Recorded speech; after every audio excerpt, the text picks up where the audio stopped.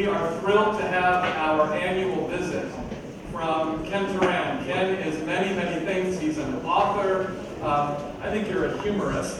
And he is the film critic for the LA Times and for NPR. And as a warm-up to the Oscars tonight, we have Ken once again back with us to talk about all things film. And so please give a warm welcome.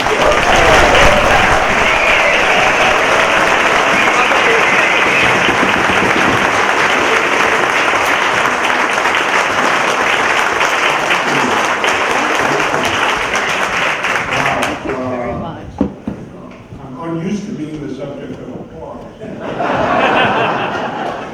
But no, I mean, I say this every year, but it's really true. I mean, I can't tell you how much it means to me to appear here. This is the thing I look forward to all year. It's really of all the perks of being a film critic, this is the one that I value the most.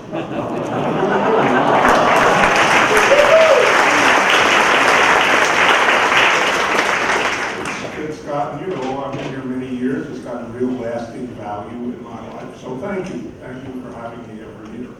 I want to say, as you know, the reason I like it here is I like answering questions. You guys always have questions that challenge me, and I know that'll be the case this year too. I just want to say a word or two about the Best Picture race, since it's tonight.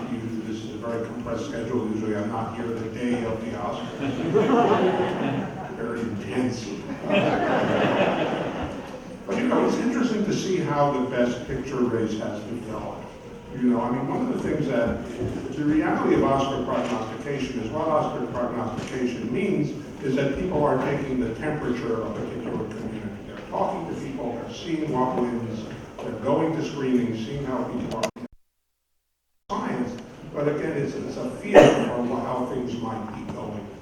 And when the Oscar season first started to shape up, there were two films that people thought would be the top contenders. One was The Irishman, the Martin Scorsese film, 3.5 hours long, great director. The other one was the Quentin Tarantino film, which was a little bit different for him, a little bit of a it's got the violence that he always has, but it's kind of got more of an elegiac feel. Actually, both of those films have an elegiac feel.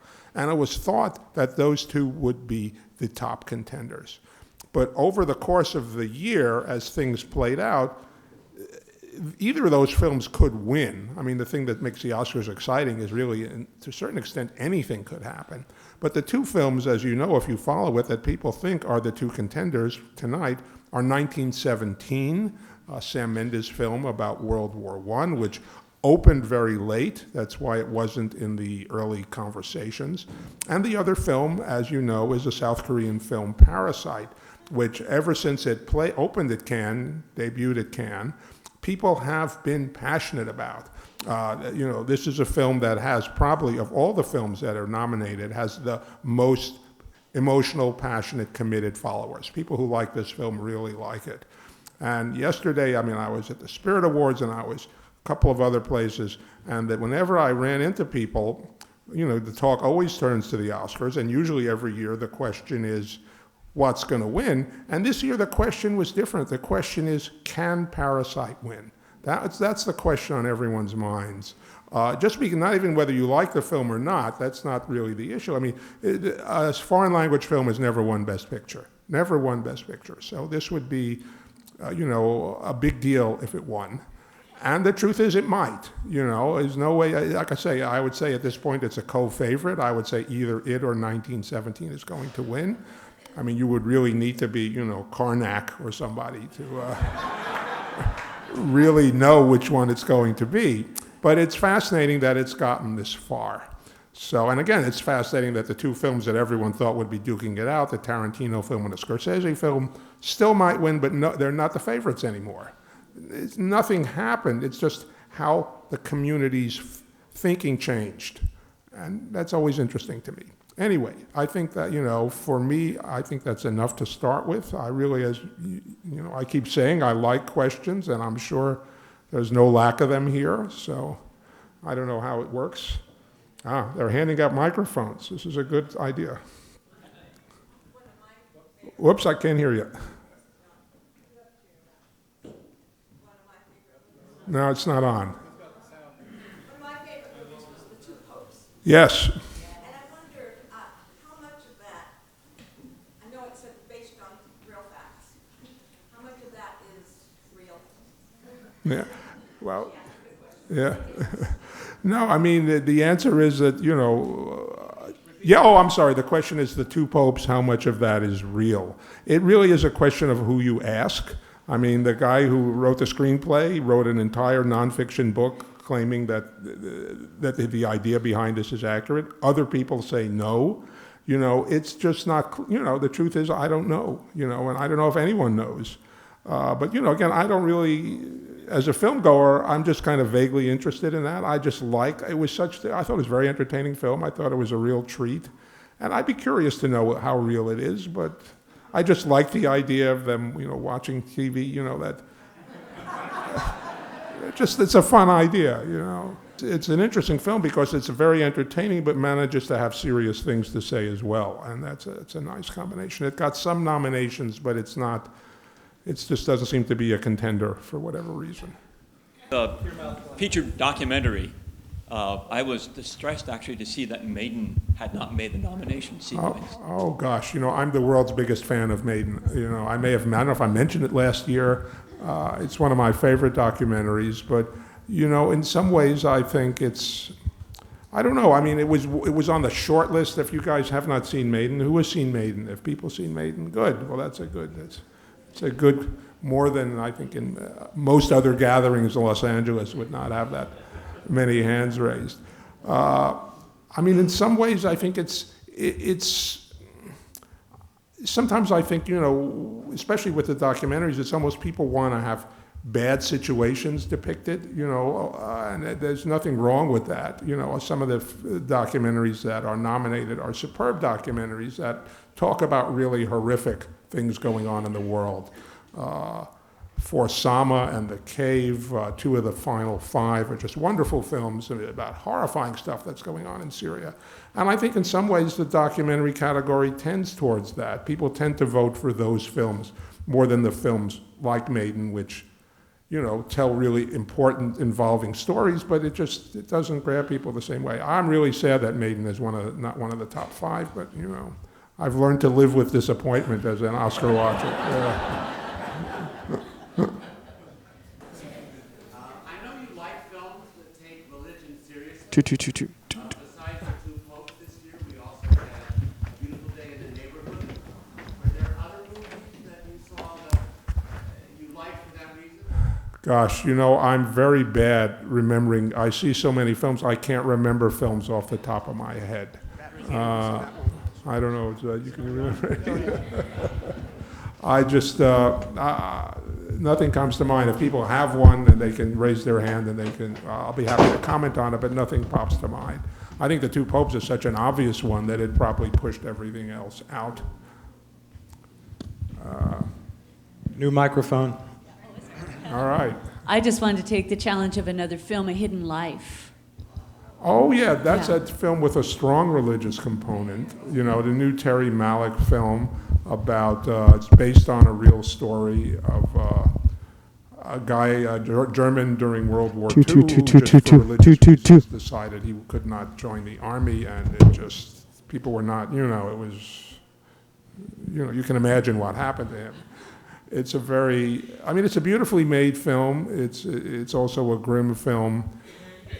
It just, I think both for me and for the Academy, it just didn't catch fire. I mean, there's nothing that I can point to that's wrong with it. I mean, Terry Malick is a very gifted filmmaker. It's beautifully made. It's a good theme. It just somehow something seemed off about it, I think. I didn't write about it. I didn't review it. So I didn't think about it as deeply as I would have. So I can't really tell you why I think that happened, but I think that's been the general response. But that definitely is a film with serious religious ideas on its mind. I'm curious about what you think about the shorts. I don't have the time to see the shorts. You don't get to see them? Oh, wow. I love the shorts. I used to, 100 years ago, when I seemed to have more time in my life, I'd actually go to a theater to watch the shorts. I just don't see them anymore. Okay. I'm sad they say that. I'm so happy that the Lemley in Pasadena plays all the shorts. Yes, no, they are, People have seen them. paradoxically, they are more visible now than they used to be. You actually, theaters do play them, and if you Right. want to have a, a heads up on your Oscar ballot, you can see them and get an idea of what might win. Yeah. Yeah, I was going to ask, has there ever been a foreign language film ever nominated in the main movie category, English speaking? I can't remember anything. What do you mean? I mean, a British film. Well, No, I mean like a non-English speaking film. yeah, well, Roma was last year. Oh, Okay. I mean, and it's happened before. They just don't, they've just never won. It's Okay. rare, but it's happened. Okay, all right, thanks.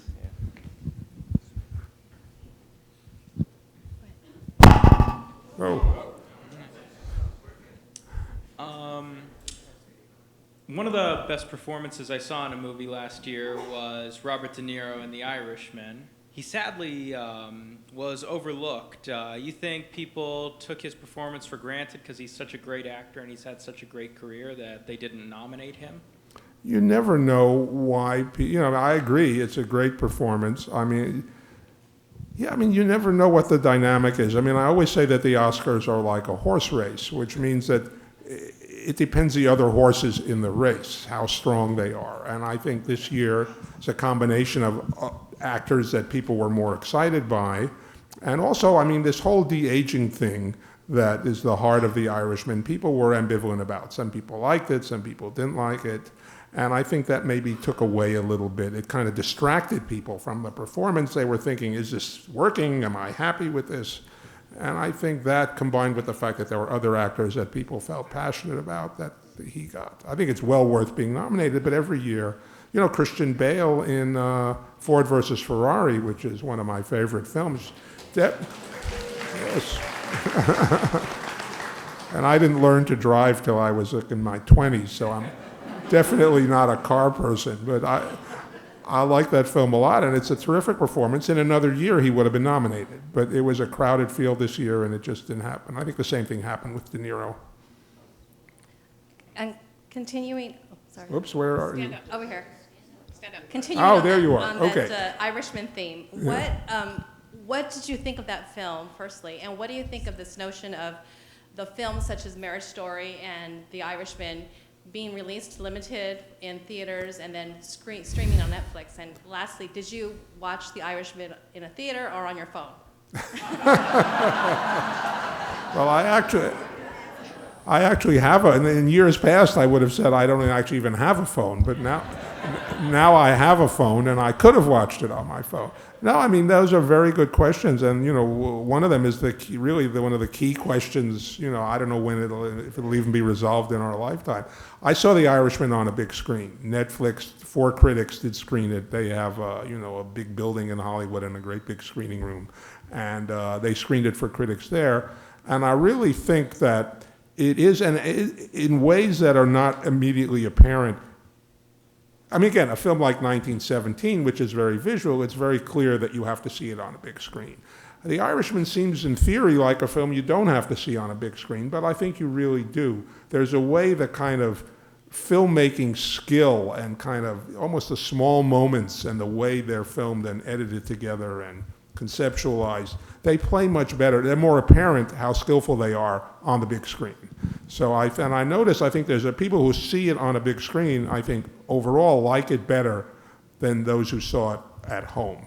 I mean, I know once it started playing at home, I got this wave of, I'm on Twitter, and I got this wave of tweets by people saying, this is overrated, this is not so good. And everyone's not going to like that film, but I think seeing it on a big screen makes a difference. I mean, what's going to happen with Netflix isn't the big question that the entire, movie industry is thinking about. I mean, Netflix's avowed aim is really to put movie theaters out of business. That's why the big theater chains do not play their films. Even though, there was a big kerfuffle, would The Irishman break through because it's got such a big cast and it's got such a big director? Would the theater chains, the big chains, agree to play it? And finally, they couldn't come to an agreement, and it only played in smaller theaters. But Netflix has been very shrewd about what they've done. They have basically kind of bought credibility. They've made films that other people wouldn't make. The Irishman, the cost has been estimated between $160 and $175 million, largely because of that de-aging technology, which was a new kind of technology and very expensive.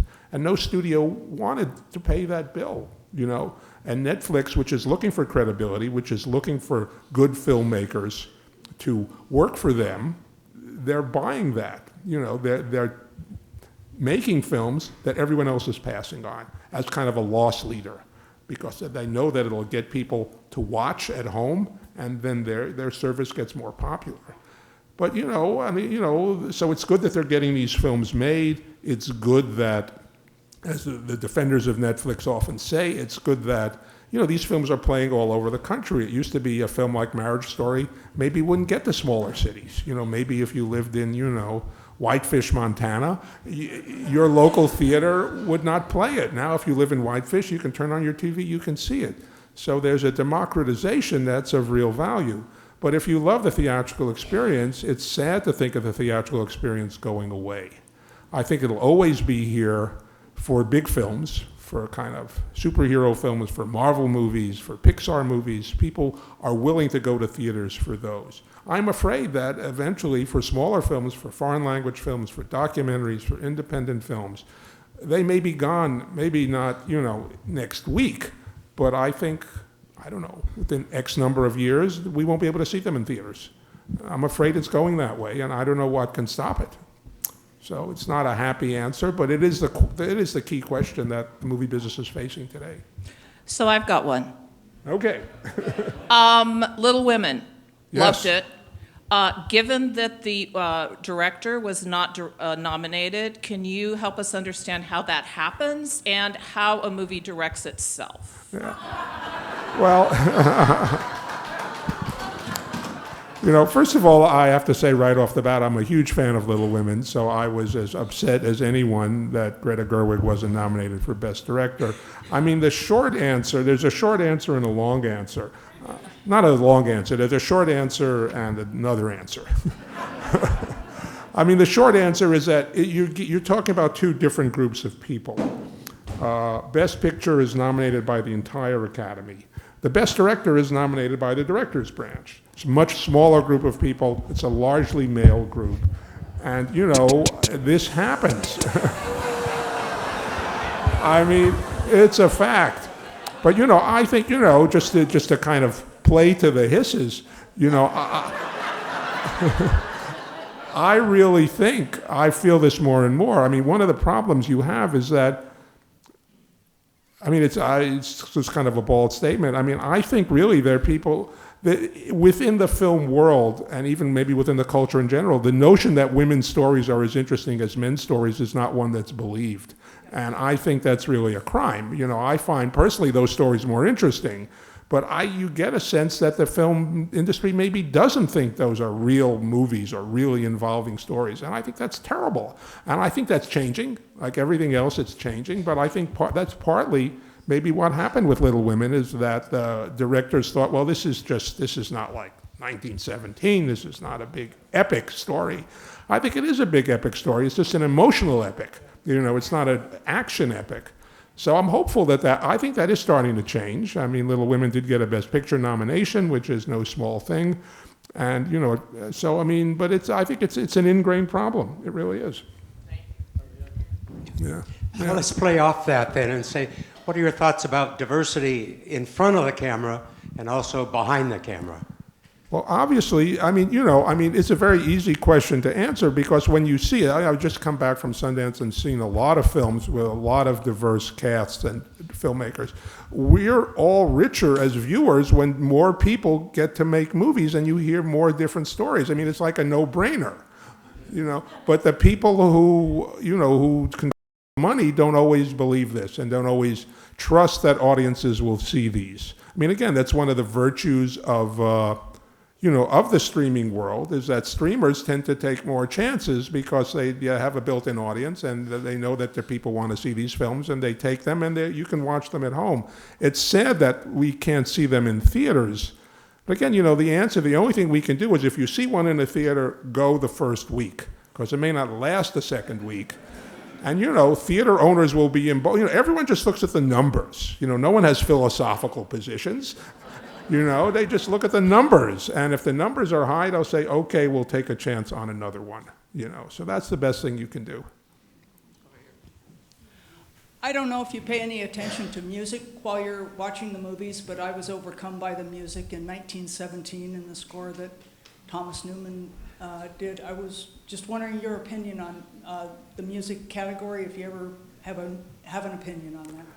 I don't know as much about music as I probably should. I do remember, again, because that's such a visual film and because there's not a lot of dialogue, a lot of it is just action, movement. So I think the score, I agree with that. The score was critical there. The score that, well, I don't know. I mean, I don't know. I say music is just something that I appreciate, but I don't tend to focus on it. So, but I agree with you that that was a strong score. Whoops. Yes. I have a sister who was named to the Academy about 5 years ago, and one thing I've learned is unless you're retired and she's not, it's just impossible to possibly see the majority of films that are even nominated or in your field. And especially this year, she said that the Oscars, in my memory, has never been so early as February 9th. Yeah. And will that affect it where so many movies are, done late? You get these screeners last minute. How could they actually give justice to these when they don't have the time to actually view the films? Well, the obvious answer is the correct one. They can't. They can't do justice to them. I mean, the Academy members I know are mostly, they take being in the Academy seriously. People try and see as much as they can, but clearly everyone doesn't see everything, even the bigger films. I mean, when I run into Academy members, they're always saying, well, there's one more I have to catch up on, even of the big films that everyone's talking about. People have trouble fitting them into their lives.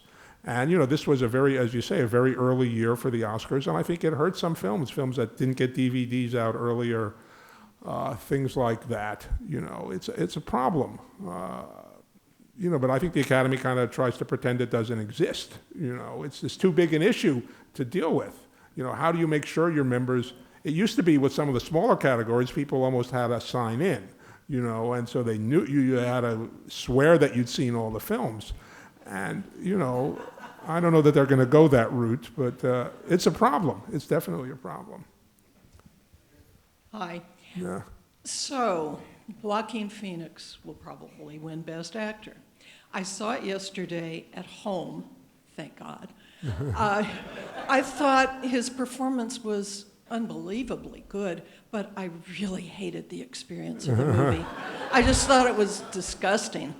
Scary, awful, but I wonder, how do you feel about, do you see a movie sometimes just for one really outstanding performance? Yeah. And I wish I hadn't seen it. Yeah. Well, in the spirit of, complete honesty, I have only seen bits and pieces of The Joker. I have not seen the whole film. I did not write about it.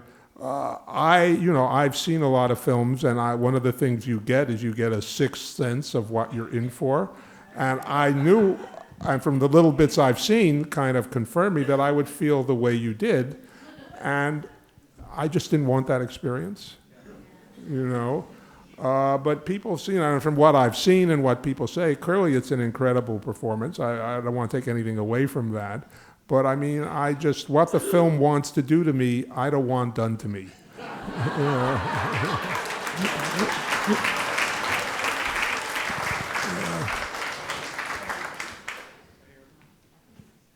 So, yes.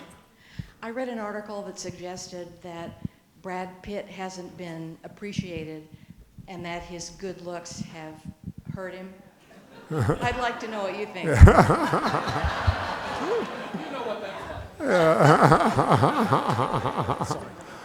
Yeah, I mean, I think I read that story actually. No, I think Brad Pitt is a consensus choice to win Best Supporting Actor, and I think people are actually happy about that. I think most people, we're happy to see him win it. I mean, I think it's true. I mean, if there's a quality of naturalness about your acting, I think people tend to not really value it as much as they might. I think that was what the point of that story was, is you just kind of say, well, that's not real acting. You know, real acting is, you know, is people suffering, you know, screaming and yelling, you know, and geschrying, you know. But I think, and maybe in some ways, Brad Pitt, I don't know if I'd agree he hasn't been appreciated, but I think, you know, people don't necessarily, when you think of the great actors of our time, you don't necessarily put Brad Pitt in that category. And I think he has been very good in a number of films, and I think maybe he has been a little bit, I mean, again, if he wins Best Supporting Actor tonight, that he will be officially appreciated. But I think that it's an interesting way to think about it. You know, I mean, there are a lot of actors. I mean, Clint Eastwood is one. I mean, John Wayne was another. There are actors who just seem to be. And those actors don't always get the kind of credit that actors who you can see them working get. And I think that's the point of that piece. But again, obviously he's had a great career. It's not like he's had a hard time in his acting life. Yes, Yeah. I have a question. Whoops, where are we? Go ahead. Go ahead. Oh, No, go okay. ahead. Thank you so much for your wisdom. Oh. Is there a film this year that touched your heart more than others? Well, you know, I'm thinking, actually, when you ask me that question, well, I'm always, as I say, it's sometimes hard for me to think back. Well, Maiden was one. Maiden definitely touched my heart, which we talked about. But I saw another documentary at Sundance that for a while I thought no one else was going to like but me. And then they have this kind of new award at Sundance where it's an audience award for the entire festival, including films that are premieres. And this little film won this award, which really astonished me. And of course, no one else was talking about it. I kept telling people to go see it. It's a film called Giving Voice. It's a documentary. Since it won this award, maybe I doubt it'll be in theaters, but it will probably stream somewhere. There is something that I had never heard of. There is an annual for high school students, an August Wilson monologue competition. You know, where high school students compete. They learn August Wilson monologues and they compete. And, you know, I think they get some scholarship money. If they win, they get to appear on Broadway. And this is it's a very traditional documentary. You follow 4 or 5 of these students as they kind of grapple with the monologues. But it's intercut with Denzel Washington and Viola Davis, who played August Wilson's roles many times, talking about what it's like dealing with his work and what his process was like. And it's just, I mean, to see these kids, it's not only that you see them getting better at the monologue, actually working with those incredible monologues, you almost see it changing their lives, you know. And like I say, for a while I thought no one else cared about this film but me, but then it won this award at Sundance. So I was very surprisingly moved by that film. I was very, very moved. It's called Giving Voice. I don't know when it will appear where, but given that it won this award, someone will take it somewhere. Over here. Oh, yes, I'm sorry. I'd love to hear your thoughts on Jojo Rabbit and the likelihood of something that hits so many different emotional levels that is a satire coming through the finish line. Yeah, I mean, I am the only person I know that is in the middle on Jojo Rabbit. You know, everyone I know people, you know, who just hate it, believe it or not. There are people who just hate it, which I find perplexing. And there are people who were really deeply moved by it. And I was kind of in the middle. I mean, I like that director very, very much. He did one of my favorite movies. It's called Hunt for the Wilder People. If you like Jojo Rabbit, I would highly recommend that film. You can get it, you know, it's streaming, renting, everywhere these films really are. I just didn't quite feel all the emotion I was intended to feel. That may say as much about me as it does about the film. But again, it's well liked. It's got, I think, 6 nominations, which is a lot, you know, and it might win Best Adapted Screenplay. It might actually win something. So there's a lot of feeling for it. I liked it. I was moved by it. I just wasn't moved as much as the people who really love it. You know. Right here. First, it's a real thrill for me to be able to hear you speak. But I want to go back to the diversity questions this gentleman asked. I've been blessed to be an actor for the last 10 years. I can tell you, I can count the times I've been a doctor, or a lawyer has been twice. Wow. Last year I was thrilled. My agent called and she said, "You're going to be on Mayans. It's a guest star role. You're a cop." I was all excited till she said, "You're a crooked cop." I was on Snowfall. I was an immigrant father living in South Central, didn't speak English. I did 3 episodes of Shameless, the season 10, the new season. Again, immigrant, don't speak English, on the run from ICE. I just don't know. I mean, I'm also a writer and I have friends who are writers. We just can't seem to crack that nut where it just, please don't make me a criminal. Don't make me an immigrant. It's you know, you're not exaggerating the problem. You know, this is a real problem. You know, and I think, you know, again, I think that's one of the reasons I think we have an independent film world. I mean, in a lot of Sundance films, you don't have that problem. You know, I don't know if those films pay very well. I don't know if you can make a living with those films. But creatively, that's a place for both, you know, participants and viewers to go. Changing the industry, I mean, people are pushing, you know.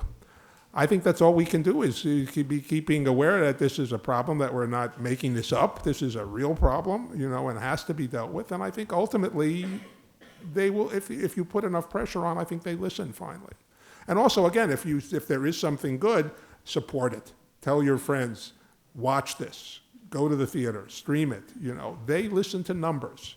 You know, and if there's a strong role, and you hear about it, tell everyone to watch. You know, all we can do is keep fighting. You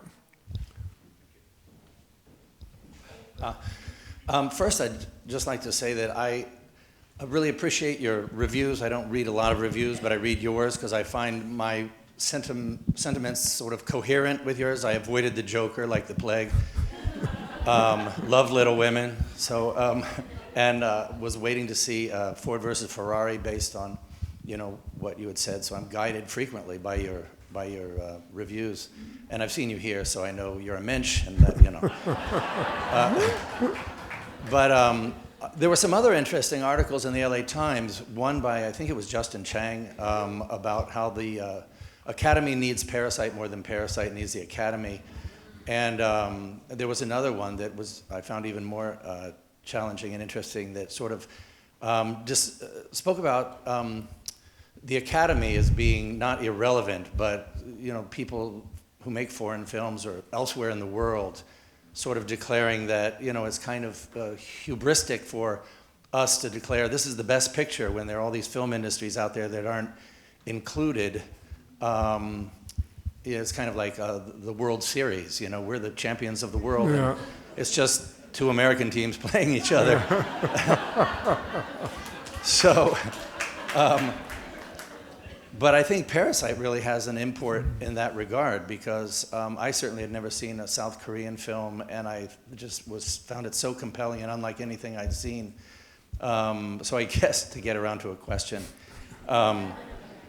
you know, what is your feeling about the Academy as an institution and proclaiming this, you know, these are the best pictures, and you must see more foreign films than your average viewer? Yeah, no, I mean, I see a ton of foreign films, and I really like them. I mean, you know, the Academy, you know, no one has to pay attention to the Academy. You know, it's not, if you know, and I know a lot of people, you know, both personally and people I exchange mail with on social media, who's just, they think the Academy is irrelevant, and I think that's fine. You know, I mean, no one has to take the Academy Award seriously. It's not, you know, mandated under UN charter, you know. If you think they're silly and irrelevant, don't pay attention, you know. I mean, I think I was indoctrinated as a child. I watched the Oscars from when I was a little kid, you know, and I always liked them. And, you know, from time to time, you know, again, everyone knows it's not the best picture in the world. You know, it's the opinion of a finite group of people based on what they saw and what their own tastes are.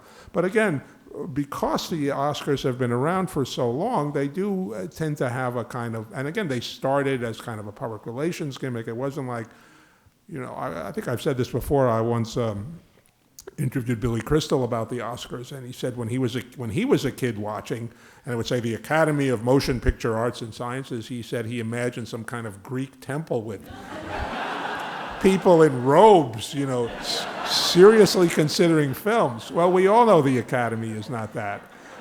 But still, because it's been around for so long, it's gotten a certain kind of, people, are curious what it does. I mean, the other thing I always remember, which again I may have said in previous years, I once had a chance to interview Andrzej Wajda, who is a great Polish filmmaker, one of the great directors who ever lived. And, he had won an Oscar, and he said it meant an enormous amount to him. And, and that they took it home to Poland and they put it in a case. Literally, he said they put it next to, he gave it to some, government museum. They said they put it next to Lech Walensa's Nobel Peace Prize. So, just by dint of having been around, for some people, the Oscars matter. But do we have to pay attention? No. It is finally the taste of a finite group of people. That's what it is. Yeah.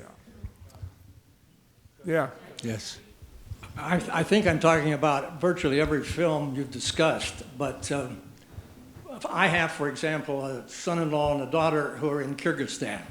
They see many of the films before they are available through conventional means.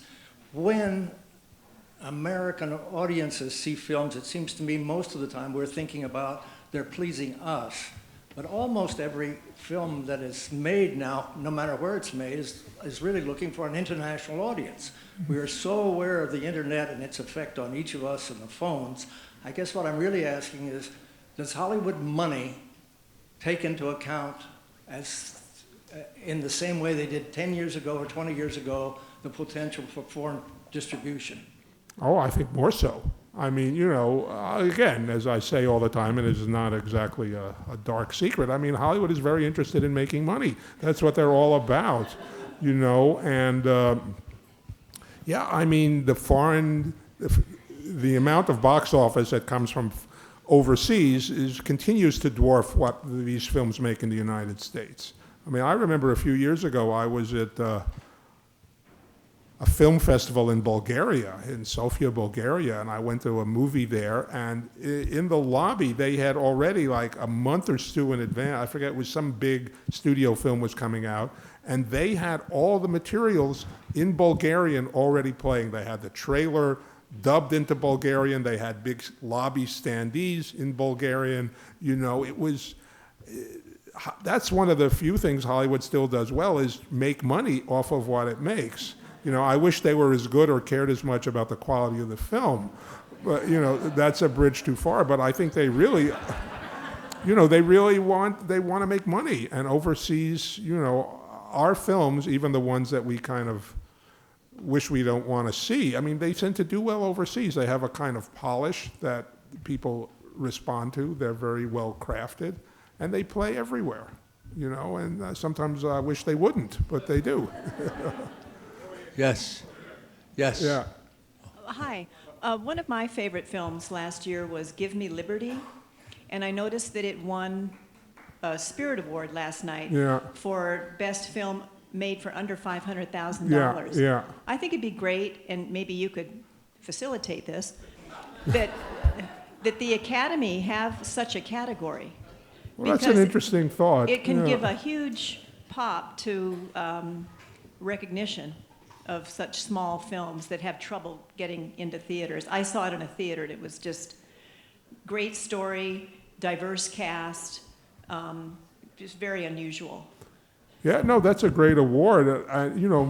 Yeah, I mean, I don't know if the Academy, the Academy is, they like to, I don't know what they would think of that idea, but I think it's a good idea, I mean, and I'm always happy with the cast. It's called the John Cassavetes Award, named after John Cassavetes. He's a great independent, one of the first American independent directors, in addition to being a fine actor.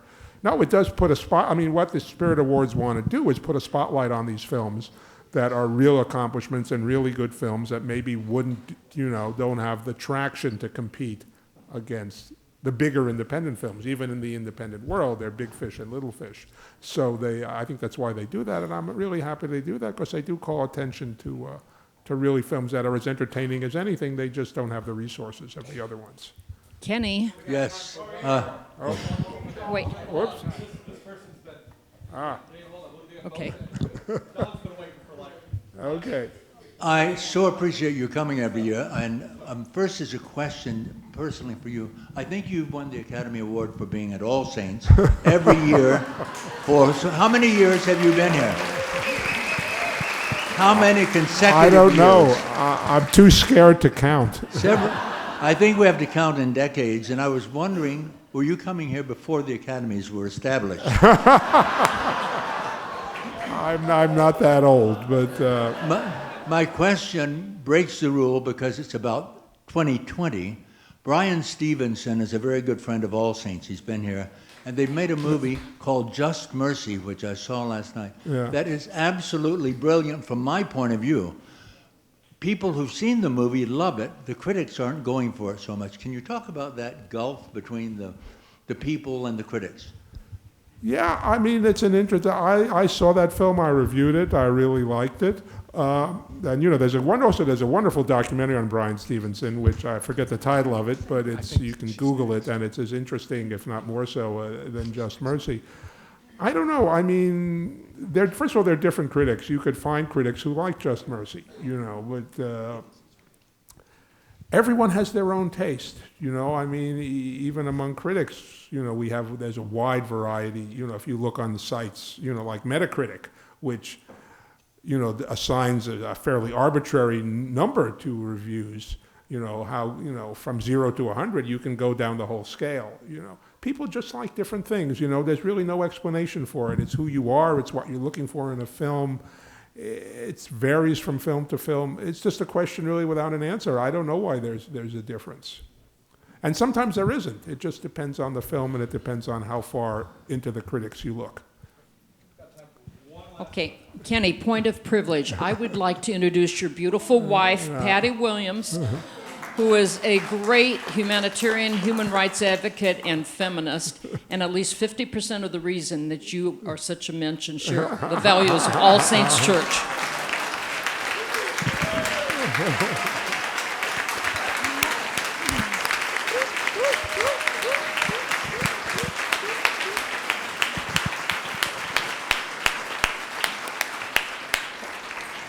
That's a great place to end. That's great. Thank you.